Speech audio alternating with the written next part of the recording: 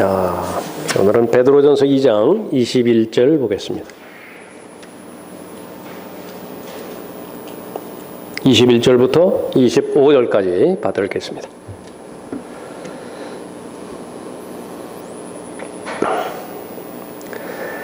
이를 위하여 너희가 부르심을 받았으니 그리스도도 우리를 위하여 고난을 받으시고 우리에게 한 본을 남겨놓으시어 너희로 그의 발자취를 따르게 하셨느니라.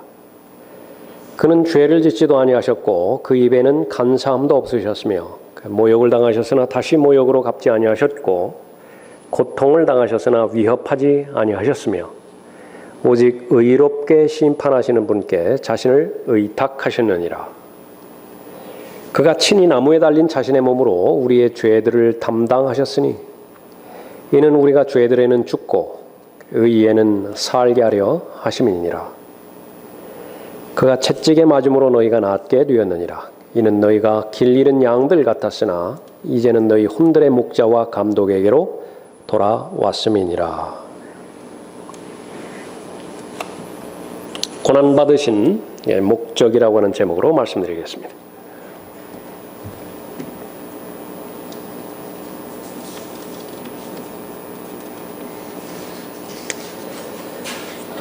그리스도인이 예수 그리스도를 마음으로 믿고 마음에 영접할 때 새로운 출생을 경험하게 되어지죠. 일생을 살다가 이제는 죽음을 통해서든지 아니면 휴거의 과정을 통해서든지 이제 부활하게 됩니다. 출생부터 새로운 출생부터 휴거 때까지 하나님께서는 그 의미를 두셨습니다. 오늘 기록된 본문은 예수 그리스도께서 우리를 위해서 발자취를 남겨놓으시고 그 발자취를 따르게 하셨다 그렇게 말씀하고 있지요. 궁극적으로는 모든 과정들은 하나님의 영광을 위해서 반드시 필요한 과정들입니다. 고난받으신 본을 남겨놓으시고 따르게 하셨는데 바로 우리가 따라야 하는 본은 어떤 것인가 본문 말씀을 통해서 살펴보죠. 제일 처음으로 고난으로 부르심을 우선 알아야 됩니다. 하나님께서는 그리스도인을 고난으로 부르셨어요. 21절 보십시오. 이를 위하여 너희가 부르심을 받았으니 그리스도도 우리를 위하여 고난을 받으시고 우리에게 한 본을 남겨놓으시어 너희로 그의 발자취를 따르게 하셨느니라. 제일 먼저 죄인에게 은혜의 복음을 전하게 하셔서 우리를 이렇게 불러주셨는데 제일 첫 번째 부르심은 바로 하나님의 자녀로의 부르심이에요. 그것을 성경에서는 성도라고 말합니다. 세인트. 고린도전서 1장 2절에서 성도로 부르심을 받은 자들이라 그렇게 그 말씀하고 있습니다. 모든 구원받은 사람은 성도입니다. 카톨릭에서는 이 부분을 잘못 왜곡시켜서 성 프란시스 그런 말들 많이 들어봤죠? 성 클레멘트, 성 토마스 다 세인트거든요. 그 성경에서는 그런 말은 없습니다. 구원받았다라고 하면 모두가 다 세인트예요. 세인트 뒤에 여러분들 이름 붙이시면 되는 것입니다. 모두가 다 성령 침례를 받았기 때문에 그렇죠. 종교에서 말하는 것처럼 성인답게 살지 못했다. 그래도 성경에서는 존재를 세인트라고 말하기 때문에 여러분 존재 자체예요. 그렇기 때문에 성도인 것입니다. 그래서 구원받았다고 한다면 하나님께서는 성도로 부르시는 것입니다. 새로운 출생으로부터 휴거 때까지 각각의 과정마다 다 하나님께서는 불러주시는 것입니다. 그 다음에는 이제 교제 가운데서 불러주시는 것입니다. 존재로 불러주셨다고 한다면 그 다음에는 관계 가운데 불러주셨음을 우리가 알 수 있어요. 너희를 그의 아들 예수 그리스도 우리 주의 교제 안으로 부르신 하나님께서는 신실하시도다. 초청하는 것이죠. 서로 친밀한 관계 가운데 있는데 아버지 하나님과 아들 하나님과 성령 하나님의 교제 가운데 성도를 불러주신 것이죠. 그 가운데 포함시킨 것입니다. 조인 시켜준 거예요. 예수 그리스도의 보혈로 정결케 해주셔서 그 관계로 그 불러주신 것을 말하는 것이죠. 그 성도로 부르심을 불러주셨을 때 우리는 아멘으로 답을 했습니다. 거부하지 않았죠. 이 교제 안으로 불러주신 그 부르심에 대해서 우리 마찬가지입니다.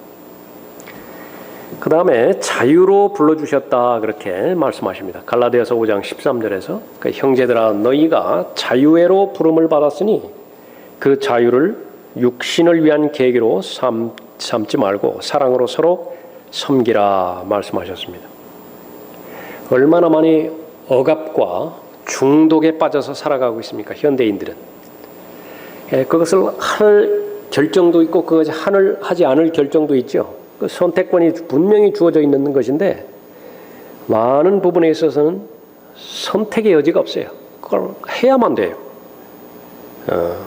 그러나 예수 그리스도를 믿었을 때에 자유회로 부르심을 받았다 그렇게 언급하고 있죠.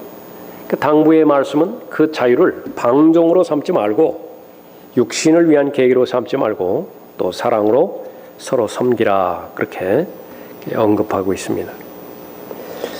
그런가 하면 이제는 성장으로 불러주십니다. 그리스도인을 계속해서 성장시키는 것에 대해서 성장으로 불러주시죠.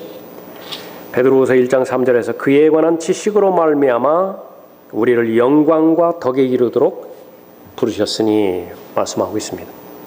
그리스도의 충만하심에 장성한 분량에까지 계속 성장해야 되는데 제일 먼저 하나님께서 영광과 덕으로 불러주셨고 그 부분에 대해서 순종한 하나님의 자녀들은 약속의 말씀에 따라서 그 예수 그리스도의 충만하심에 장성한 분량에까지 이르게 되는 것이죠.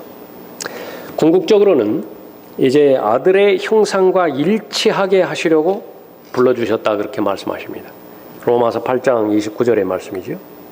그분께서는 미리 하신 자들을 자기 아들의 형상과 일치하게 하시려고 또한 예정하셨으니 이는 그를 많은 형제 가운데서 첫 태생이 되게 하려 하심이니라. 그리하여 예정하신 이들을 또한 부르시고 부르신 이들을 또한 의롭게 하시고 의롭게 하신 이들을 또한 영화롭게 하셨느니라. 그래서 새로운 출생부터 부활되어서 또 휴거되어서 그리스도의 영광스러운 몸을 입게 되어졌을 때 부르심은 이제 끝나게 되는 거예요.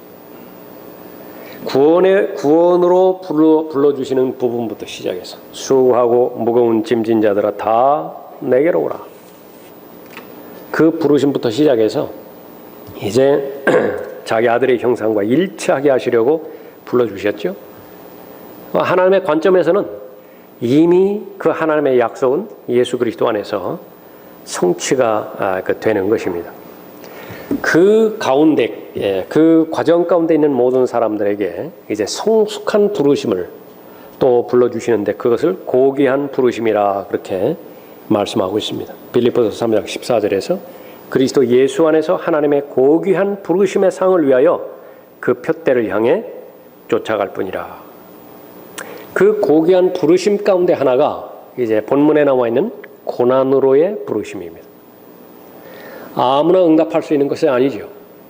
이 하나님의 전체의 계획을 알고 있고 전체의 그 기록된 말씀을 믿을 수 있는 믿음이 있다고 한다면 어떤 부르심에든지 기꺼이 자원하는 마음으로 응답하는 것입니다.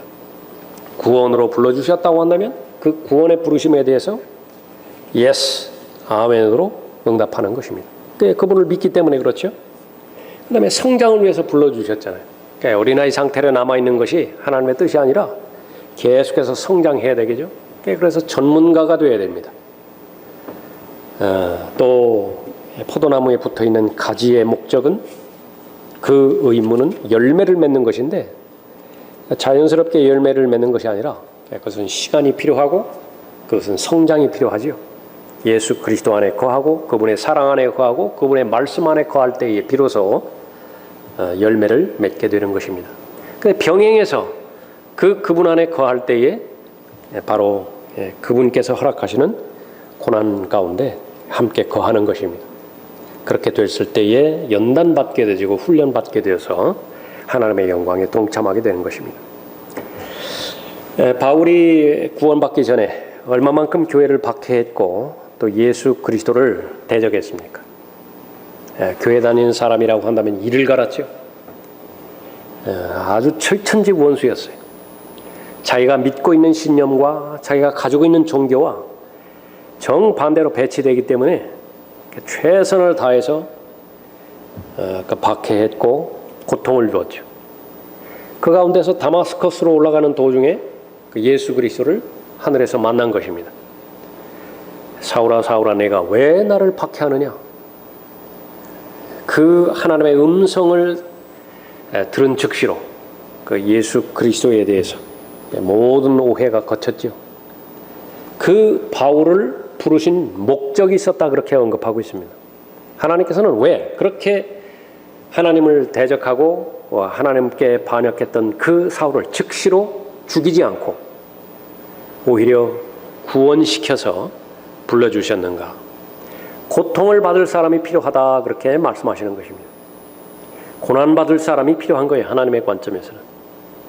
그런데 아무나 그 부르심에 응하는 것이 아니라 준비된 사람만이 그 고난의 초청에 응하게 되는 것인데 그것은 바로 예수 그리스도의 사랑을 온전히 아는 사람입니다. 이는 그가 이방인들과 왕들과 또 이스라엘 자손들 앞에서 내 이름을 증거하기 위하여 내가 선택한 그릇임이라. 바울을 보고 선택한 그릇이라고 말씀하셨는데 그 목적이 무엇이라고요? 그러니까 이방인들 앞에서 예수 그리스도를 증거할 사람으로 부르신 것입니다. 그가 나의 이름을 위하여 얼마나 큰 일들로 고통을 받을 것인가를 내가 그에게 보여주겠노라. 근데 이 동일한 목적이, 동일한 동기가 바로 20절에 나와 있죠. 20절 보십시오. 본문에 너희의 잘못들로 인해 매를 맞고 참으면 무슨 영광이 있겠느냐? 그러나 선을 행하다가 고난을 받고 참으면 그것은 하나님께서 기뻐하실 만한 것이 되느니라. 이를 위하여 연결되죠. 이를 위하여 너희가 부르심을 받았다. 그러니까 바울을 불러주신 것과 똑같아요. 바로 우리는 그리스도의 본을 따라야 되는 사람인데 그럴 때에 이 인생에 있어서 가장 큰 의미를 발견하게 될 텐데 바로 고난으로 불러주셨다라고 하는 사실을 알려주시는 것입니다. 다시 한번 우리가 확인합니다. 그리스도인의 삶은 부르심을 받은 삶이에요. 그러니까 새로운 출생부터 하나님께서 부르심으로 새로운 출생이 시작됐죠. 그 다음에 계속해서 순수한 말씀의 젖을 사모하라라고 하는 성장으로의 부르심, 성장으로의 초청을 받은 사람이 바로 그리스도인이죠. 나중에는 이제 궁극적으로 이리에 올라오라 이제 초청을 받을 것입니다. 하늘에서 큰 음성이 일어나죠. 천사장의 나팔 소리와 함께 하나님의 나팔 소리와 함께 천사장의 음성이 나죠. 이리에 올라오라. 각 사람의 이름이 다 호명될 것이라고요. 그때에 이제 하늘로 올라가게 되어지면 이 천한 몸, 죽을 몸 이것은 다 벗어버리고 예수 그리스도의 영광스러운 몸으로 이제 바꿔지게 될 것입니다. 영광스러운 몸으로 옷 입게 되어지겠죠. 그때의 마지막 부름까지 그리스도인의 부르심은 바로 모두가 다 의미 있는 부르심입니다. 우리를 위해서 고난을 받으셨죠. 그리스도도 우리를 위하여 고난을 받으셨다 그렇게 언급하고 있습니다. 고난의 본을 남겨놓으셔서 그 발자취를 따르게 하십니다. 우리에게 한 본을 남겨놓으시어 너희로 그의 발자취를 따르게 하셨느니라 말씀하고 있습니다. 두 번째로 고난의 발자취를 남기셨다는 사실을 우리가 알아야 됩니다. 왜 남기셨는가? 우리를 위해서 남기셨어요. 22절 보십시오. 그는 죄를 짓지도 아니하셨고 그 입에는 간사함도 없으셨으며 모욕을 당하셨으나 다시 모욕으로 갚지 아니하셨고 고통을 당하셨으나 위협하지 아니하셨으며 오직 의롭게 심판하시는 분께 자신을 의탁하셨느니라. 죄를 지으셨다면 어떻게 됐어요? 33년 사시는 동안에 죄를 하나라도 지었다면 구원받을 수 있는 길은 다 무효가 되어지는 것입니다. 만약에 예수 그리스도 입에 간사함이 하나라도 발견되었다고 한다면 역시 마찬가지예요. 구원받을 수 있는 길은 불가능해지는 것입니다. 모욕을 얼마나 많이 당하셨어요. 그런데 그 모욕 당했던 가운데 단 하나라도 모욕을 갚아버렸다. 안갚음을 하신 거예요. 만약에 그래버렸다고 한다면 역시 마찬가지로 구원의 길은 불가능하게 된 것입니다. 고통을 당하셨죠? 위협하지 않으셨습니다. 그 전체의 과정을 하나부터 끝까지 아버지 하나님 앞에 의탁을 했는데 그것이 바로 의롭게 심판하신 분께 자신을 의탁하셨느니라 그 말씀하고 있죠. 그런데 이 발자취를 남기시고 원하시는 것은 바로 예수 그리스도를 믿게 되는 모든 사람들이 그 여정을 그대로 따르기를 원하셨던 것입니다. 예수 그리스도께서 구원을 완성하셨듯이 그리스도인도 남은 구원을 이제 완성하는 것이죠. 구원은 세 부분이 있죠. 처음에는 혼이 구원을 받습니다. 이것은 단번에 영원히 이루어지는 것이 예수 그리스도를 영접할 때에 지옥에 갈 수밖에 없던 혼이 이제 셋째 하늘로 가게 되어지는 것이죠. 하나님의 생명책에 자신의 이름이 기록된 것입니다.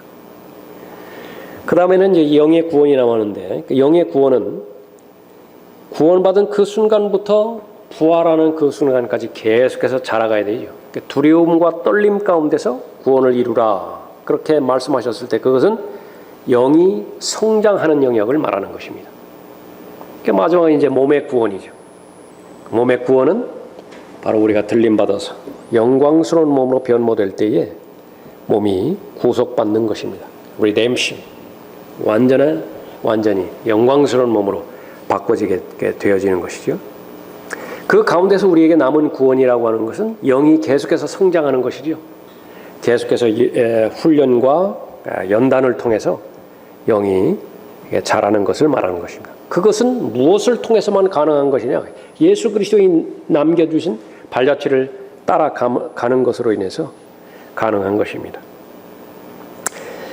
네 가지로 우리가 살펴봅니다. 고난을 인내하셨는데 그 가운데 제일 첫 번째는 죄를 짓지 않으신 것이죠. 그는 죄를 짓지도 아니하셨고 그래서 그리스도인이 따라야 될 아주 귀한 본입니다. 가장 안전한 삶은 죄로부터 분리된 삶이에요. 죄는 반드시 대가를 치르게 되어 있습니다. 죄를 지었다고 한다면 그것은 반드시 심판을 받게 되어야 되는 것이죠. 그런데 그 대가와 심판은 너무나 아프다고요. 너무나 큰 것이죠. 그러니까 하나님께서는 그것을 공개적으로 경고하십니다. 죄의 삭은 사망이다. 죄를 지었다고 한다면 그것은 죽음이에요. 그런데 문제는 단번에 죽는 죽음만 이야기하는 거예요. 그러나 성경에서는 얼마나 서서히 계속되는 죽음도 많습니까? 점점 죽어가는 거예요. 그런데 그것이 죄가 원인이라고 하는 사실을 몰라요. 무서운 것입니다. 그리스도인이 따라야 될 가장 귀한 본, 그것은 죄를 지어서는 안 되는 것인데 그것은 하나님의 능력이 아니면 불가능하죠. 우리가 따라야 될 본입니다. 예수님처럼 전혀 죄를 짓지 않고 이 땅에서 완벽하게 살아갈 수 있는 사람은 단 한 사람도 없어요. 문제는 지금까지 지은 죄보다 덜 지을 수 있어요. 그것이 바로 죄로부터 자유로워져 가는 그런 상황입니다. 어떤 죄는요, 단번에 어떤 한순간에 끊어버릴 수 있다고요. 그러나 거의 대부분의 죄들에 대해서는 바로 점차적으로 그 죄로부터 승리해 나가는 것입니다. 포기하지만 않으면 되는 것입니다. 죄를 짓지 않으신 예수 그리스도를 바라보고 그 죄를 지을 때마다 포기하지만 않으면 은혜의 보좌 앞으로 나아가서 하나님의 필요한 자비를 얻고 자백하고 그렇게 한다고 한다면 궁극적으로는 각 그 죄마다 시간이 다 다를 뿐이지 그 죄로부터 궁극적으로 승리하는 것이에요. 두 번째로는 입에 간사함이 없으셨죠. 그 입에는 간사함도 없으셨으며 말씀하십니다. 이중언어 쓰지 않으셨다 말입니다. 그러니까 말로 농간 부리지 않으셨어요. 사람을 속이기 위해서 표현으로 좋게 들리는 말이나 아름다운 말을 좋지 않은 동기로 사용하지 않으셨다 그 말입니다. 투박할지라도 있는 그대로 말씀하시는 거예요. 정직하게 말씀하는 것이죠.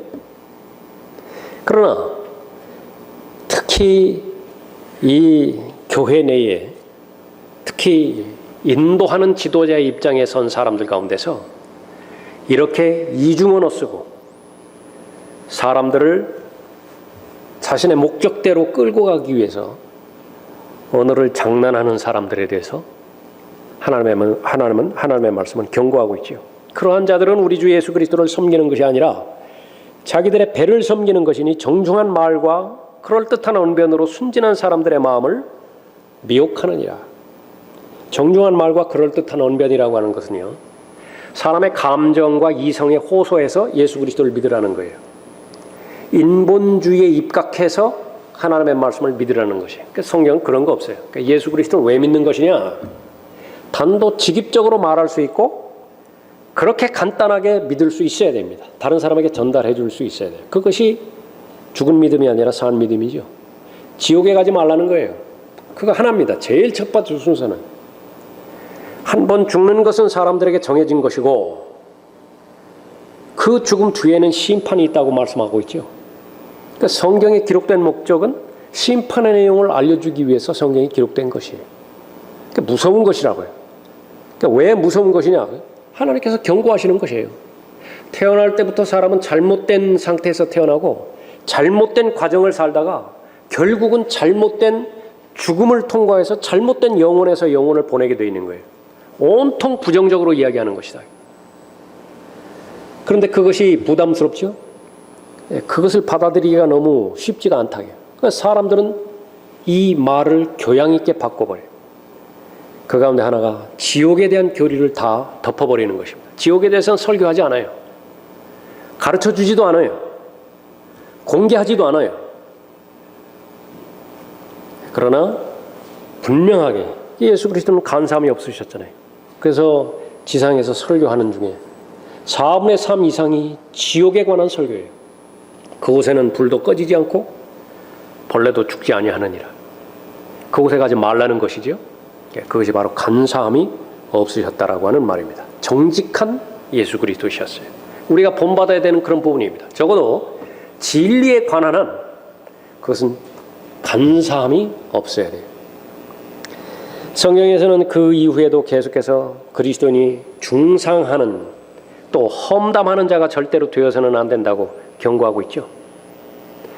잠언 20장 19절에서 험담하는 자처럼 돌아다니는 자는 비밀을 누설하느니라. 그러므로 입술로 아첨 떠는 자와는 사귀지 말라.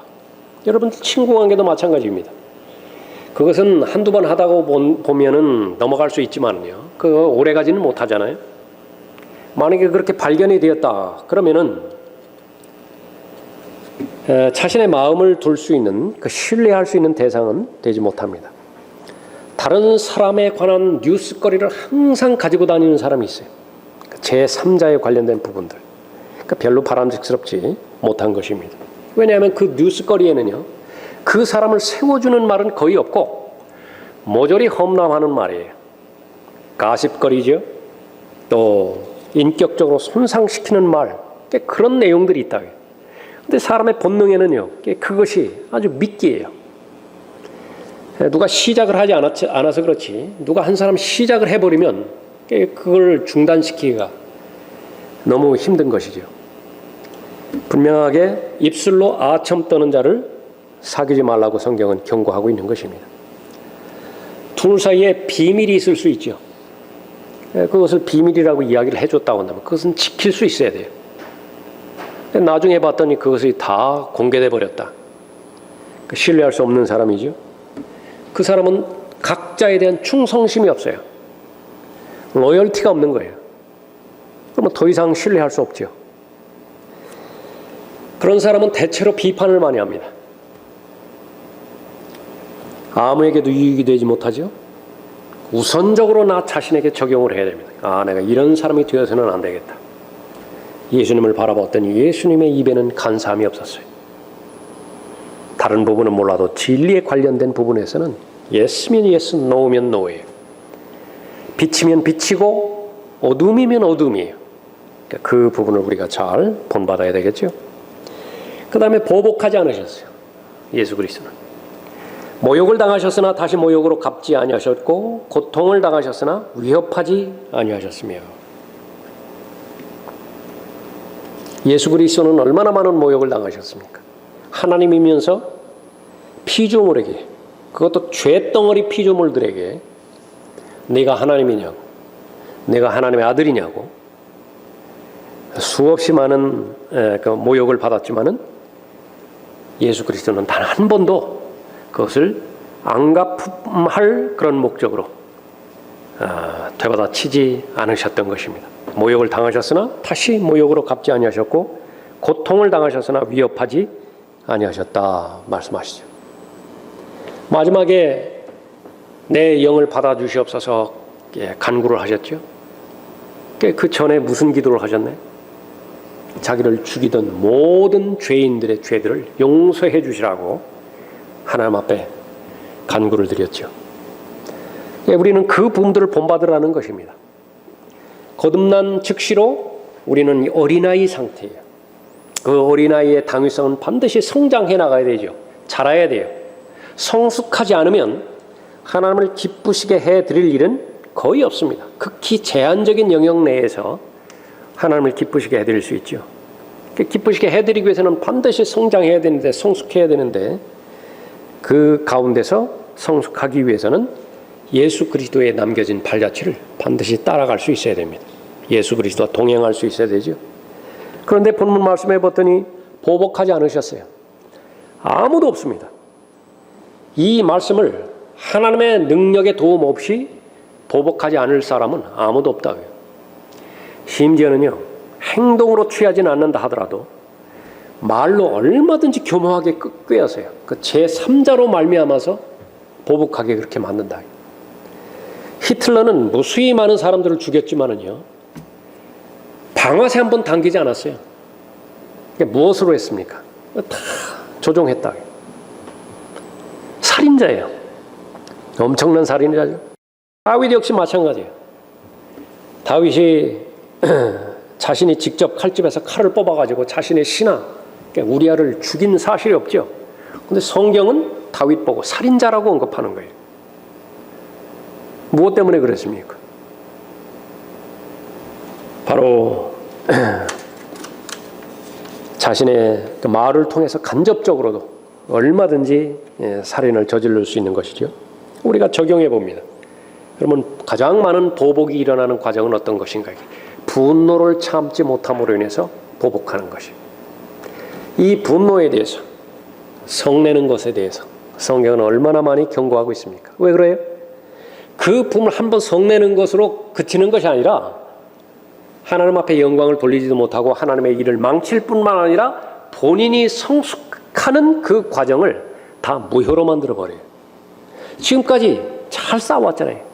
한 단계만 올라가면 이제 온전한 성장이 이루어지는 것인데 그 한 단계의 바로 직전에 성을 내버림으로 해서 기초부터 다 무너져 버렸다고요. 6번 정년했어요. 다 불순물 다 걷어냈죠. 이제 한 번만 더 불순물을 걷어내면 순전한 은으로, 순전한 금으로 이제 쓰임받게 되는 것이에요. 그런데 마지막 단계에서 견디지 못하고 용광로를 엎어버렸어요. 다시 원점으로 돌아가야 돼요. 불순물 섞이고 흙과 더불어서 섞이고 하는 이 모든 부분들을 다시 첫 단계부터 정년으로 다시 돌아가야 된다. 얼마나 이렇게 낭비입니까? 성을 잘 내는 사람, 분노를 잘 내는 사람, 그런 사람이 되어서는 안 되는 것이죠. 그러나 하나님의 말씀에 봤더니 예수 그리스도가 분노를 하셨던 적이 얼마나 많이 있습니까? 그것은 정상적인 분노예요. 제일 먼저 우리가 알아야 되는 것은 사람이 희노애락의 감정을 가지고 있는, 정서를 가지고 있는 것은 지극히 정상적인 거예요. 기뻐할 줄 모르고 슬퍼할 줄 모르고 분노할 줄 모르는 사람은 단 하나가 적용된다 하더라도 비정상이에요. 기뻐해야 될 때 기뻐하지를 못한다고. 분노해야 될 때 분노하지를 못해요. 그게 비정상적이라고. 그런데 그것이 바로 성령 하나님의 통제 가운데서, 자신의 이성의 통제 가운데서 잘 관리가 되어졌을 때에 그것은 정상적인 정서로서, 정상적인 감정으로 하나님 앞에 잘 쓰임받을 수 있는 것이지요. 그러니까 예수 그리스도께서는 어느 때에 화를 냈던 것인가? 그 부분을 구체적으로 상황마다 우리가 잘 알아야 되는 것이에요. 그 반면에 어느 경우에 분노하지 말라고 성경에서는 언급했어요. 분노하기는 하되 죄 짓지 말라고 언급하고 있죠. 해가 지기 전까지는 분노를 해결해야 돼요. 화를 내는 것은 어쩔 수 없다고요. 또 반드시 화를 낼 경우도 있어요. 그러나 그것이 해가 졌음에도 불구하고 잠자리에까지 들어가는 순간까지도 분노를 품고 들어갔다고 한다면 하나님의 일을 망쳐버리는 것이라고 언급하는 것이죠. 다 보복심리예요. 안갚음하고 싶다고요. 되갚아주고 싶다고요. 그것도 2배, 3배로 튀겨가지고. 그것이 사람의 본능입니다. 그러나 성경에서는 계속해서 그것을 자기 십자가에 못 박고 그것을 해결하라고 그렇게 언급하는 것이죠. 네 번째로 아버지 하나님께 자신을 의탁하셨습니다. 오직 의롭게 심판하시는 분께 자신을 의탁하셨느니라. 예수 그리스도께서 박해받으셨을 때, 고난받으셨을 때 바로 아버지 하나님 앞에 의탁하셨어요. 마지막 절규를 하셨죠. 나의 하나님 어찌하여 나를 버리셨나이까. 왜 버리셨어요? 저 밑에 있는 무지한 죄인들을 구원하기 위해서요. 죄 문제를 해결해야 되는데 죄 문제를 해결하기 위해서는 죄에 대한 대가를 치러야 되죠. 죄의 삭은 사망이잖아요. 누군가가 죽어야 된다고요. 그 사람의 죄 문제를 해결하기 위해서는 죄 없는 사람의 죽음이 필요했다. 그러나 하나님 보시기에는 모두가 다 죄인이에요. 나를 가장 사랑하는 어머니가 나를 대신해서 죽어준다 하더라도 그것은 하나님 보시기에는 전혀 효력이 없어요. 똑같은 죄인이기 때문에.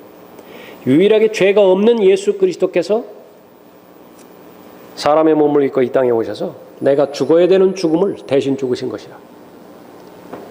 하나님의 말씀에 따르면 육체의 생명은 피에 있죠. 피에 생명이 있다고.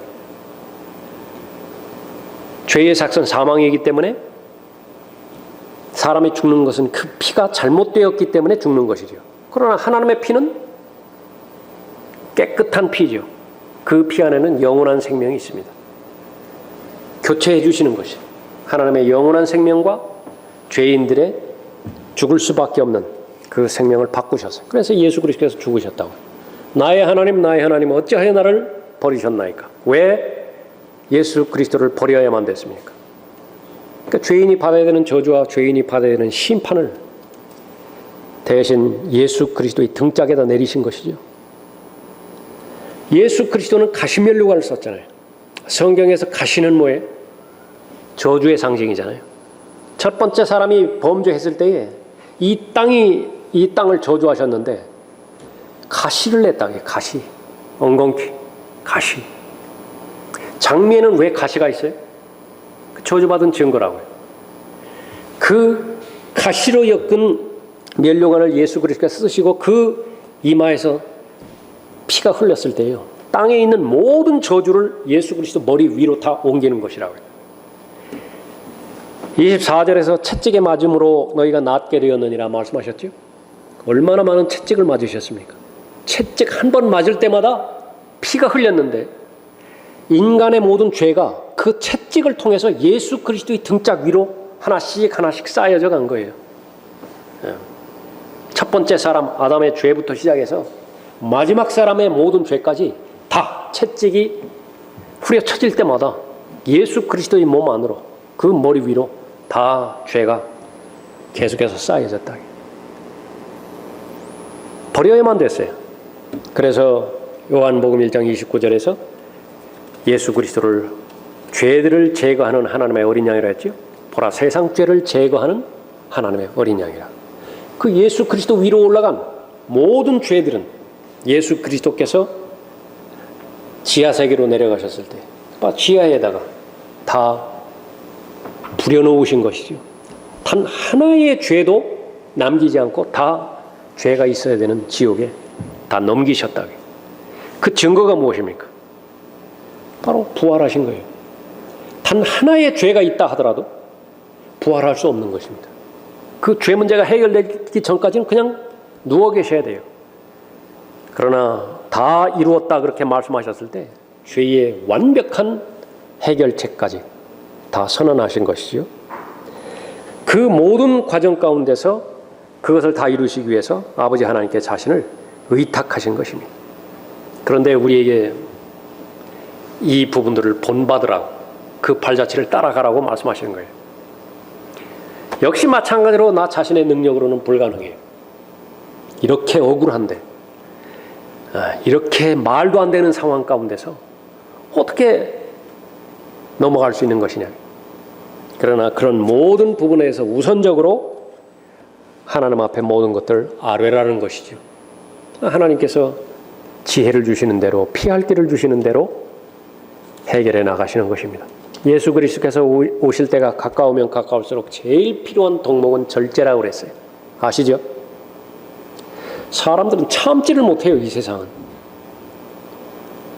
그 절제라고 하는 그 덕목이 무엇보다도 필요해요. 그런데 그러면 어떻게 하면 그 절제에 열매를 맺을 수 있는 것이냐고요. 일어나고 있는 모든 일들을 최소한 하나도 빠뜨리지 않고 하나님 앞에 일일이 말씀드린다고 한다면 가능하다고 성경은 약속하고 있어요.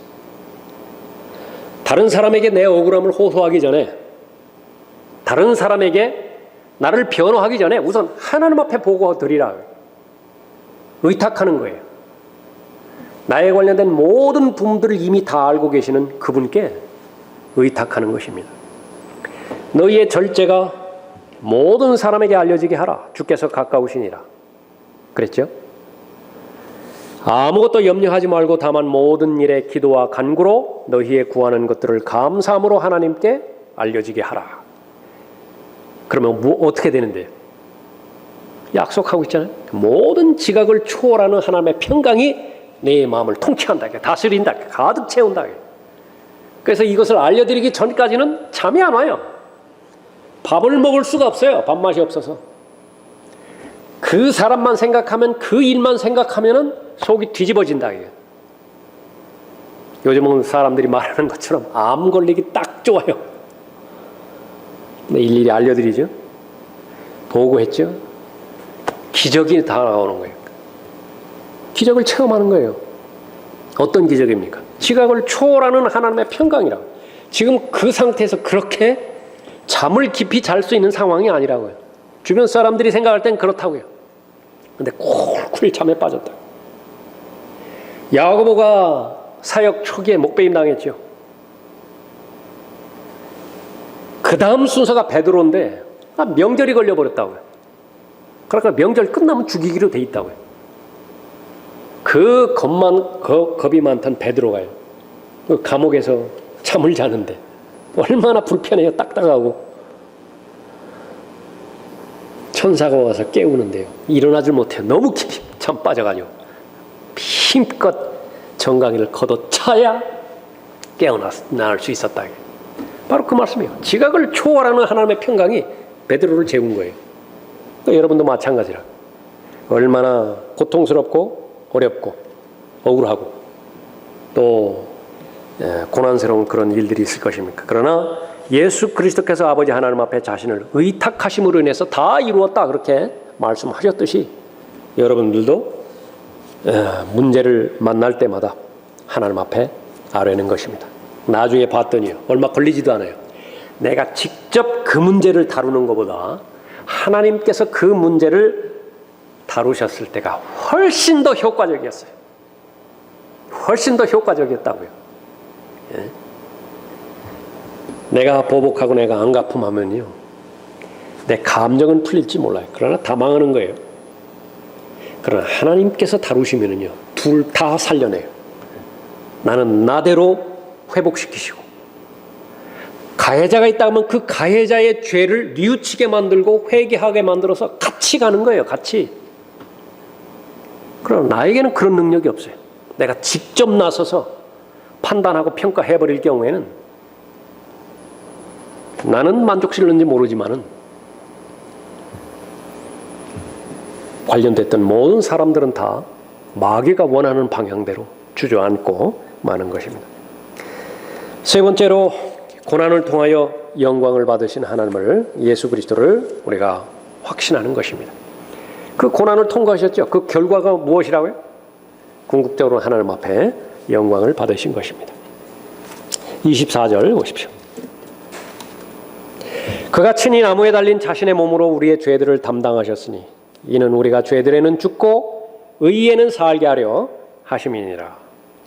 그가 채찍에 맞음으로 너희가 낫게 되었느니라. 이는 너희가 길 잃은 양들 같았으나 이제는 너희 혼들의 목자와 감독에게로 돌아왔음이니라. 우선 자신이 죄 문제를 해결할 수 있고요, 자신이 회복될 수 있습니다. 뿐만 아니라 이제는 그 사람은 계속해서 성숙하죠. 그럼 주변에 하나님께서 원하시는 것처럼 모든 사람이 구원을 받기를 원하시나요? 원하시잖아요. 하나님께서는 모든 사람이 진리의 지식에 이르기를 원하시잖아요. 그 주역이 되는 것입니다. 고난을 통해서 영광 받으시는 예수 그리스도께서 바로 여러분도 똑같이 그런 영광의 그 여정으로 인도에 가시는 것입니다. 고난을 통해서 영광 받으신 것이에요. 이는 너희가 길 잃은 양들 같았으나 이제는 너희 혼들의 목자와 감독에게로 돌아왔습니다.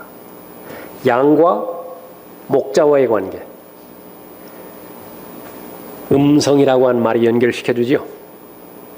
양은 목자의 음성을 알아요. 목자가 부르잖아요. 응답하지 않으면 양이 아니에요. 응답하지 않을 리가 없다고요. 경험으로 봤을 때에 그 목자의 음성에 응답했을 때에 푸른 초장으로 가지 않은 적이 어디 있었나요? 잔잔한 물가로 데려가 주지 않은 적이 어디 있었어요? 다만 푸른 초장과 잔잔한 물가로 가는 과정 가운데서 자갈밭이 좀 있긴 있었어요. 양은 아주 심한 근시안을 가지고 있는 동물이기 때문에 불평할 수밖에 없어요.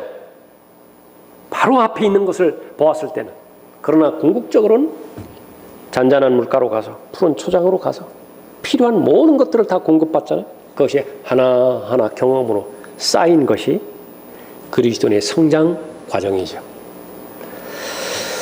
자, 오늘 본 말씀은 바로 예수 그리스도께서 이미 고난의 과정을 먼저 걸어가셨습니다.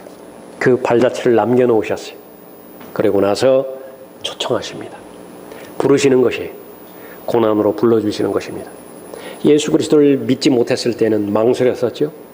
예수 그리스도를 반신반의했을 때는요, 그 부르심에 대해서 역시 마찬가지로 반신반의했어요. 그래서 우유부단한 결정을 할 수밖에 없었다고요. 그러나 하나님의 인자하심을 하나님의 말씀을 통해서 맛보기 시작했고, 기도의 응답의 과정들을 통해서 하나님을 신뢰하는 힘이 생기기 시작했고, 믿음의 분량이 점차 더 늘어났죠. 이제는 여러분의 관점에서 예수 그리스도께서 어느 곳으로 부르신다 하더라도 마다할 이유가 없습니다. 왜냐하면 그 끝은 영광이기 때문에 그래요. 좋은 것을 주시되 차선조차도 주지 않으세요. 최선으로 주시는 것이에요. 그것이 바로 새로운 출생, 처음 거듭남, 그것으로부터의 부르심부터 시작해서 아들의 형상과 일치시켜 주시는 마지막 부르심에까지 구원받는 모든 과정들을 통해서 부르시는 하나님의 복인 것입니다.